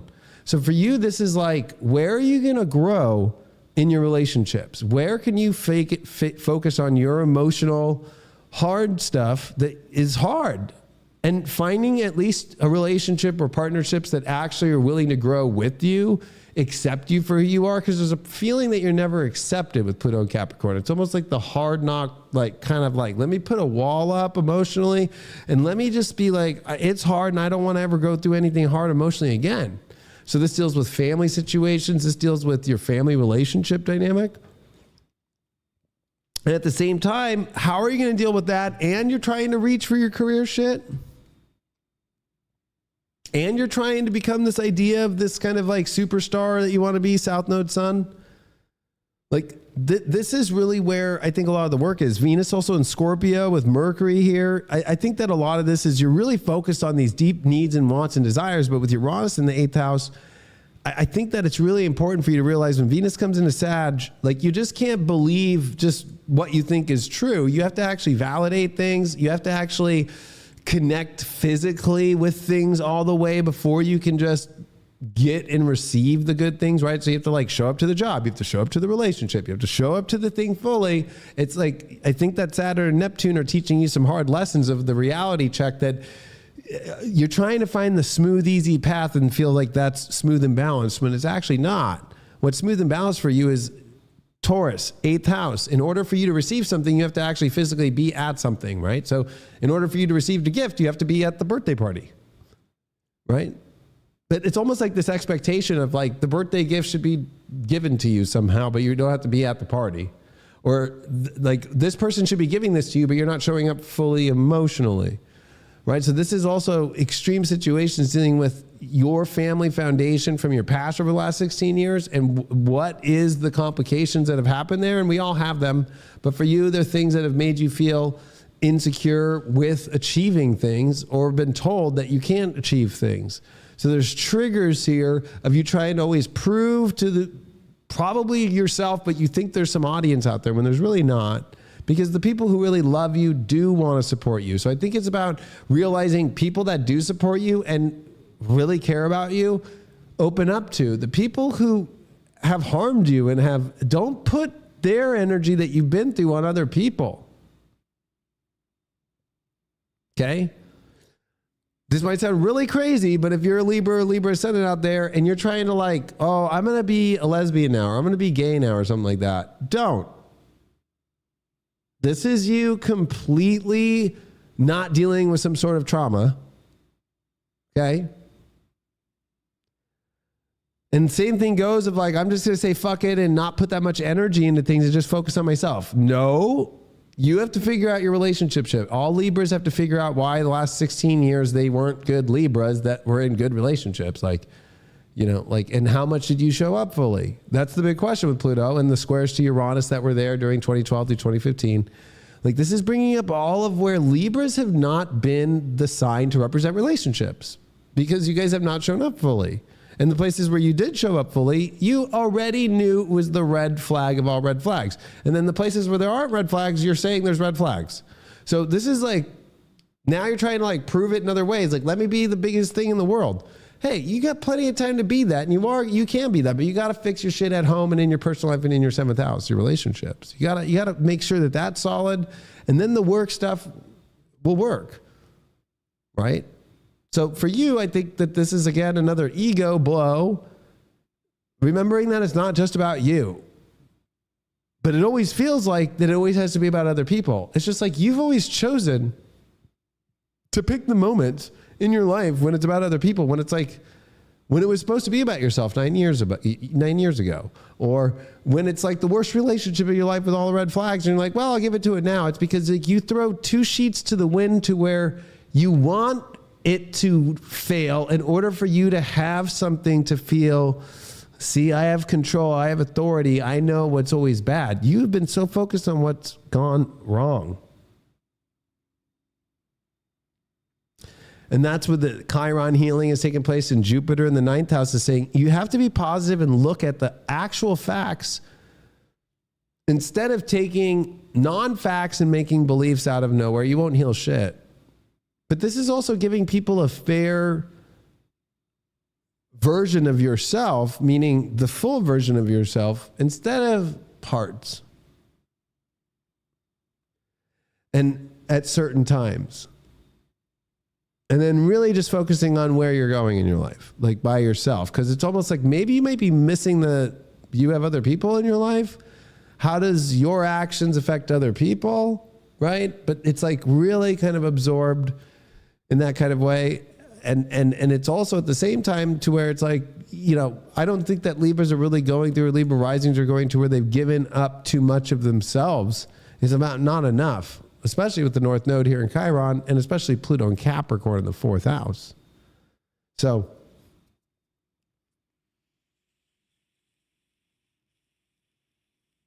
they say distance makes the heart grow fonder, but that's kind of like to make people feel better. And that's why Aquarius, Pluto, when it comes back in, that's where you are. Your heart is cold as ice because you always build too much distance. And where do you put so much fire and flame? Your friendships. And that's what's ending for you with this Mars retrograde coming up here in December, is that friendships are no longer your lovers. Now you have to actually love, and you have to actually de-thaw your heart out and actually put your heart out on the table and let it be fucking cooked to shit with hot. And I think that for you, when it comes to friends, it's easy because, like, well, your friends can love you and they'll show up when you want to. And that's where you see that's what's happening in gay and LGBTQ relationships, is it's more about the group, the friends, and and all that shit. And it's not really that deep on love, right? But Libras tend to think that love is through friendship, and that's not actually where it is, right? Friendships are good at supporting you to find your heart, but the truth is that you can't love that because 11th house people come and go. They don't stay forever. Like a diamond, for example, right? So like that's the conundrum of being a Libra, especially in these times, is like you have to actually live out what you came here to be as a Libra. And you're at that point, but it's almost like you're being pulled by this crazy place of like, maybe I should make it about me. Maybe I should just find the friendship thing again. Maybe I should just go work a lot and try to find my purpose. Like you have a long time. Mars is slow. It's going to be here forever in Cancer. It's going to go into your 11th house of Leo and say, I'm done with this friendship bullshit. You can always have that, but like you putting that always first, especially because what is Mars? Mars rules your 7th house. And guess what? When Mars always comes into the 5th or to your 11th house, that's where you get lost. That you define your 7th house, Aries relationship, when Mars comes into Leo as your friends. And it affects every person in your life, your family, your actual lovers, your children, everybody, because these people who really only are there for the glass of wine with you, the fun, crazy time, take more precedent and get more of you than the people who will do everything in their life for you. I hope that helps on your birthday. At the 6 of Swords, I think that for you, this is a moment for you to realize you're flowing in a direction where it feels like it's not a loss, but it's for you realizing that, you know what? It's time for you to actually go to the place that you've always been meant to go. And I think that you're so terrified to have to, feeling like a failure, feeling like you're going to let go of something or lose something when you're going to gain what you've always wanted to. But you've got to deal with these personal life things first. You got to deal with the relationship things. You got to deal with this heart stuff. You got to deal with this friendship fucking issue. You put friendships that don't stay around, everything into them. And this is where you actually go towards that place. And it might feel like not the easiest, humbling realization, but it is true. All right, Scorpio.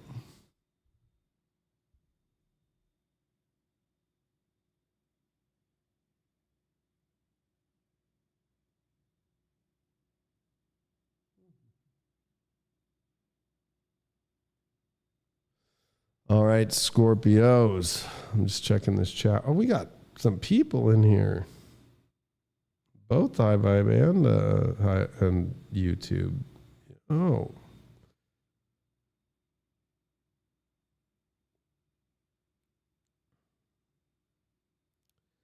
All right, Scorpio. Well, sun's still in that 12th house. Full moon here in the 6th house. I'm going to help you out here, Scorpio. One, there is no need to overstress. There is no need to try and be perfect, okay? There is no need to be a fucking anal retentive person right now or OCD. Because I said last week there's mental health issues coming up with that Pluto that just stationed direct in the 3rd house. And think about this, 3rd, 6th house. This full moon in Chiron here is like, no matter how perfect you get your schedule, no matter how much you're working, there's something not still getting where you need. And you gotta be accepting of that. The sun in the 12th house with the South Node, letting go of all this, like, let's be real, the things spiritually that you're like, you know what? I want it to look beautiful, but it's like, okay, then it should just be a little bit more chill. But I think that you've used that chill energy kind of in the wrong ways, whether it's like alcohol, drugs, or trying to escape. Instead of actually like being like, yeah, hey, you know what? Like now you're trying to like kind of maybe prove yourself. Like, no, I'm somebody on top. So it's kind of like swaying too far one way on the pendulum. Like, oh, I've been always like kind of chill. Now I'm on top of things. I'm always on. It's like, whoa, whoa, whoa, whoa, whoa. It's more of a construct that you're creating right now in your mind than it actually is like who you are. So there is a balance act here of like, okay, who are you really spiritually, and not forgetting about that, because it's almost like you're forgetting about it. I think that there's so much concentration on this wanting to make something work. And the more that you try too hard, you don't have to try so hard. Part of your life and your whole entire journey, especially here with this Mercury, Venus here that's finishing in Scorpio, you're here to attract what you need in. Right? So like, why are you trying so hard to get this routine and rhythm? Attraction's not something that you just do like on a fucking schedule, right? You react to it when you need to, right? You don't need to get ready all the time, or you don't need to be always on time and all these kind of things to where you've forgotten about the magical ecstasy of who you are. Because I think that the ingredient to your mental health crisis that's priming up, the anxieties that are priming up, is you allowing yourself to attract things again. is allowing yourself to kind of like, okay, I've got serious shit I got to deal with. I got life I got to deal with. But at the same time, it's okay for me to be open to the possibility of like, hey, you know what? I just need a little moment of some comfort to relax. That's okay. But I think that where the problem could be is maybe you have a relationship that's kind of difficult because they're expecting a lot of weird shit out of you value-wise, and you've almost maybe allowed that to happen, or you're trying to fulfill a need that actually you don't know if they really need that to be proven. I think that you need to communicate more clearly. I think that you need to just use your attraction skills better, meaning work smarter, not harder, right?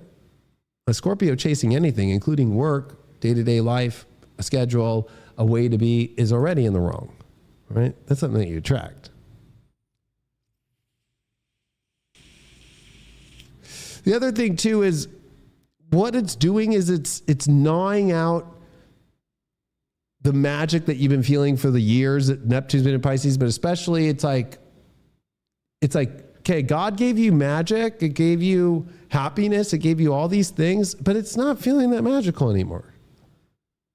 And it's about stress. So maybe you're trying to, honestly, with that Uranus in the 7th house here and Venus and finishing the opposition in Scorpio, I think that you've learned coming into this week, okay, you and somebody else have different value systems.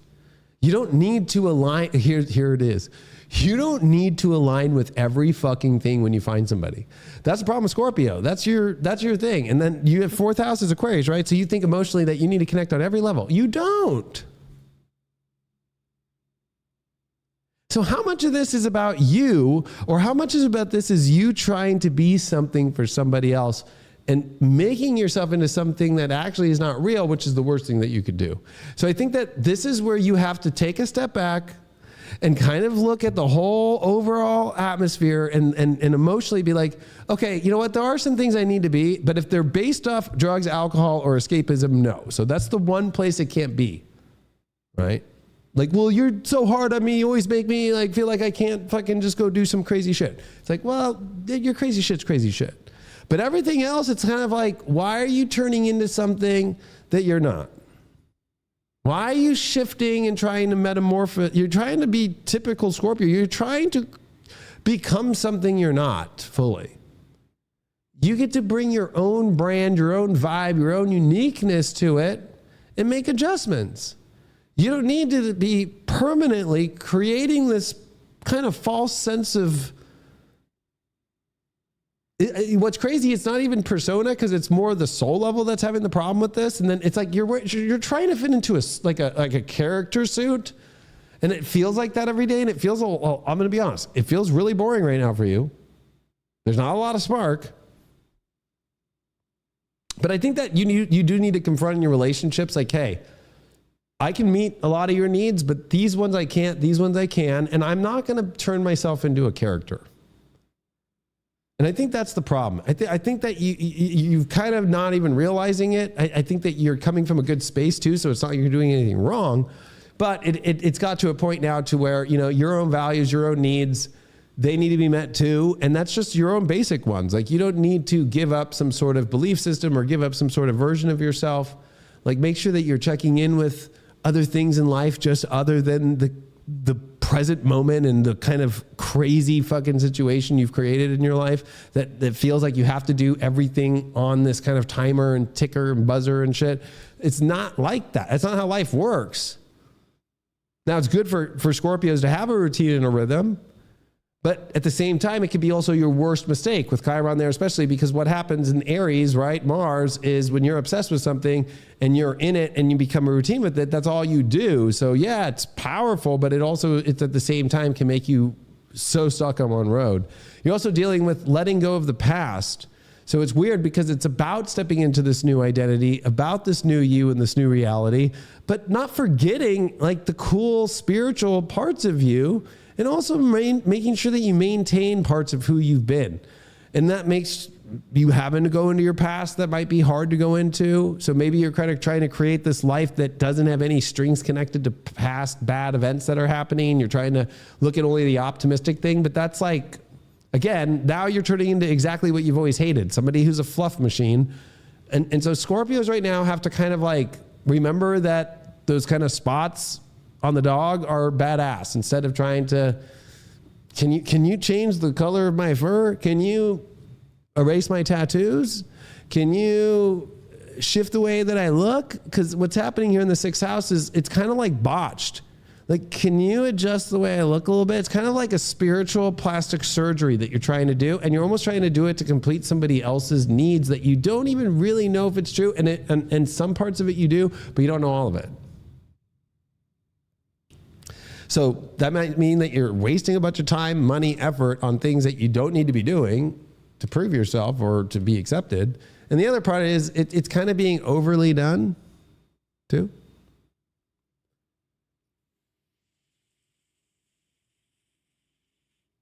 I think that you're also having to learn to sit with the ebbs and flow of magical love and magical feelings and magical parts of life, that it comes in waves, that you can't escape and it will feel the same because it will destroy the current moments and the routines you have.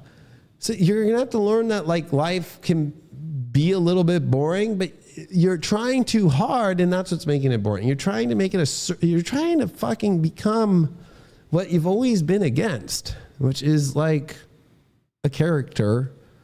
And with Chiron here, it's like, I feel like you're a little embarrassed. Like, look at your clothes. Are you really wearing all that?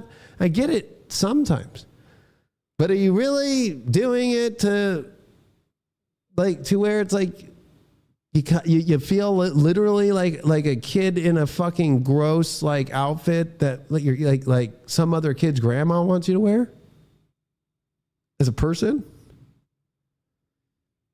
And, you know, stress is going to be the number one way to get out of a lot of the problems in your life. And that starts with, where are you trying too hard? Or for some Scorpios, there's some still are hanging out in some sort of fucking crazy cave and won't go out into the real world. And that's those Scorpios at this point, you know, God save them.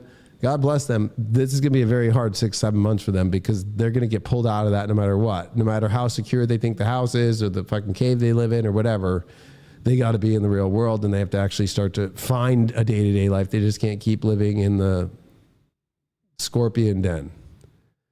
But I think that this is a moment for you to remember that, like, okay, pull back some of the strings of this little fucking puppet you've become. Bring some of you back into it, and then it won't feel so puppety. And then also have some better ways to understand your values. And Scorpios always hold back what they really think, even to their closest people. You have to start to work on communicating and working through those problems. And instead of putting stress on yourself, actually like having the responsibility to properly bring it up without it being like last minute bringing this up so I can use it against you, or right, and be kind of like mean, harsh. Because what's building up right now is the harshest moment of your life, because right now it seems good because you feel like you've got it all figured out and you've got it all like working in this nice routine. But when that routine and when things just aren't really delivering perfectly, or then you're putting on this character that you're really not fully, then you're going to start to say really harshly the things that you really think, and then that could destroy everything. So, you know, that's the problem. It's kind of a weird situation. The best way I could put it, stop being a puppet that you don't want to be and stop putting on the fucking thing that you don't want to be fully. And remember to bring back some of who you are. That's what Jupiter in the 8th house is like, what are those passions? And that's where the sextile is to the 6th house. It's like, well, there's got to be some sort of passion. There's got to be some of those needs and those wants and that energy. And it's not about tailoring it. It's about, you know, allowing yourself to have your vibe, have your edge to it, because getting rid of it fully is quite stupid as a Scorpio. That'd be losing all your power. You got King of Cups reversed. I don't think you feel comfortable in your skin at all right now. I don't think that you feel confident at all, but you're projecting that you're very confident and comfortable right now. And I think everything I just said about putting on the character, and I don't know why it came up 8 times. I didn't say it. Meat suit. You're putting on a meat suit that you're really not, and you're going to have some blowback by a relationship, and their values are, you can't meet everybody's values. Okay. So you're going to have those combos of like, where can I be this? Where can I be this? And where am I going to also set a boundary and communicate like, this is where my line in the sand is, and this is what I'm going to be. And I can take these parts too, and I can mix it and alchemize it in a unique way. Don't go soft on me, Scorpios. Please, the world, nothing worse than that. Sag. All right. So Saggies, that 11th house, but this big 5th house. So this is what's really weird for Sag, especially, of course, Jupiter in the 7th house, Mars, of course, in this 8th house, Venus hitting right on top of your 12th house and then coming into the 1st house this week. This is all about, out of any sign besides, well, I would say, yeah, Cancer is part of it, but Sag risings are in the biggest. Besides, we'll talk about Aquarians. They're next. But with love, especially the 5th house, woo! Sages have to punch through the roof. They have to punch through the glass ceiling here of like what actually love is for them. It can't be with the friend. Okay? I think I've said this, but Sagittarius have become more in love with the friendships than love. And there's something off about it. Jupiter here now retrograde in the 7th house, Venus coming into this 1st house and leaving the 12th. You've probably been a little bit more numb to it, but this week you're going to wake up with Venus crossing into Sag. Like this is really going to start to put a big eyeballs on, okay, what are my needs and wants? That's where Pluto went direct. And so like, okay, like it's like you accept things from people and what they can provide and all that stuff. But it's like, what do you need? Really? Like, what does your happiness look like? And it's really hard because in the 5th house, it's always the person that, if you're born with Chiron in the 5th, it's always the person that's like, afraid to really express themselves, afraid to really have that full love. Like you almost feel like you don't deserve it, or you don't feel like you deserve the love you have. If you feel that way, it's actually the low bar of what you could have. I'm going to say that again. Oh, I don't deserve this person. This person's like the best person I could have. No, that is you staying in your Chiron, afraid of actually what you really want. So that's why you say that. Because you say that because it's like a good way to stay in your Chiron. Like, oh no, I can't have the love that I want. But that's why I feel great, because actually I have the love that I would never be able to have. I don't deserve this love. It means the opposite. It means exactly what it means. It means that you don't deserve that because it's not of high quality for you.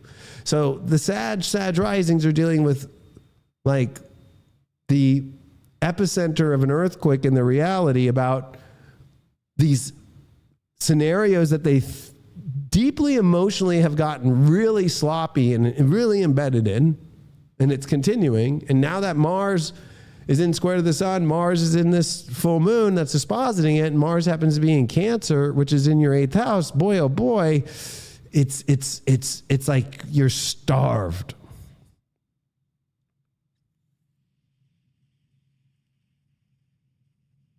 So how long can you stay starved for? Because, you know, it's getting to a place too where I hate to say this, but you know, just as much as you feel starved means that the other side feels starved. Just as much as you're feeling the love's off, the other side's feeling the same thing too. It's not just you.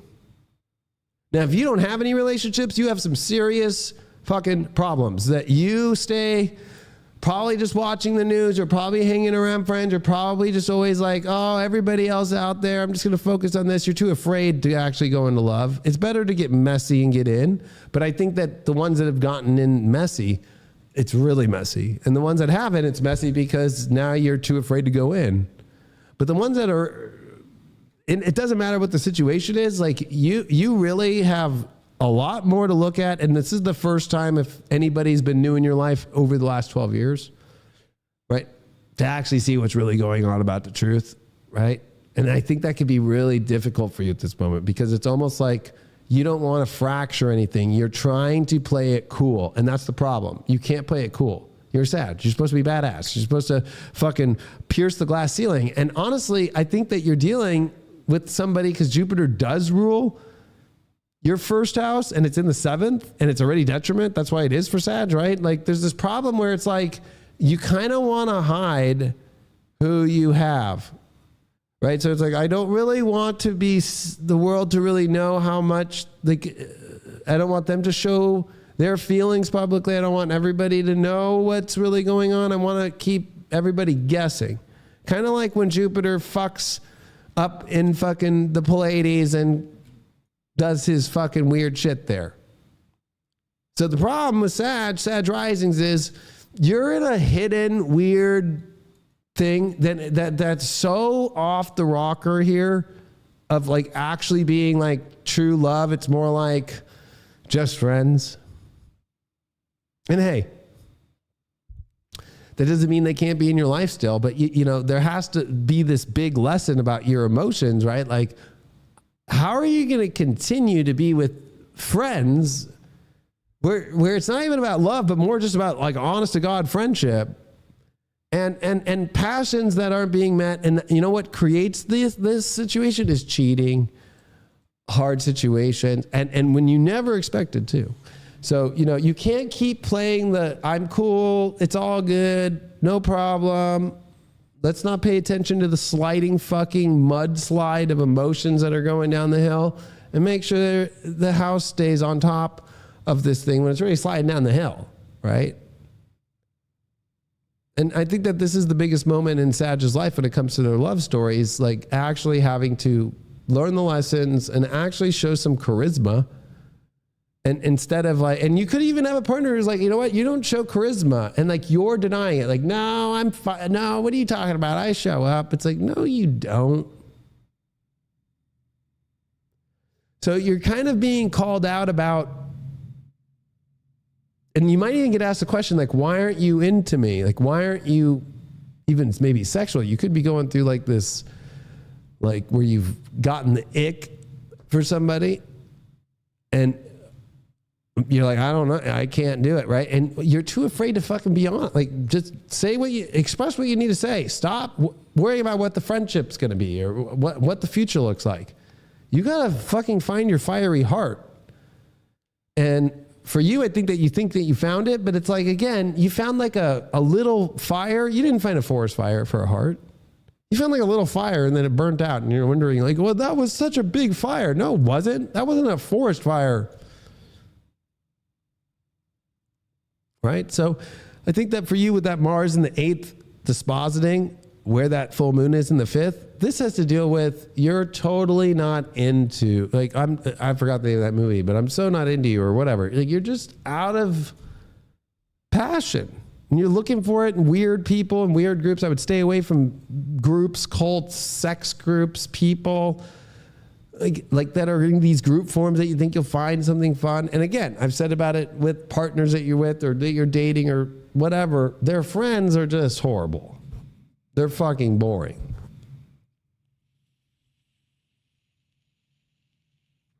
I would say that the most repressed person on the planet is a Sag or Sag rising. Repressed. Right? You're like bottled up and you don't even know how to let it all out anymore. And you don't even, and you're like, well, I guess I just have to just like be this way. No, you don't. You're trying to convince yourself that it's like a losing battle because I'd rather hold on to what I have. So you're like an old person trying to hold on to the last fucking thing of life because you can't lose anything. And your whole part about the adventure of life is it's okay if it didn't work out and all these things. And so there's a lot of lessons here for you about the longer you keep the secret, the longer you don't express your need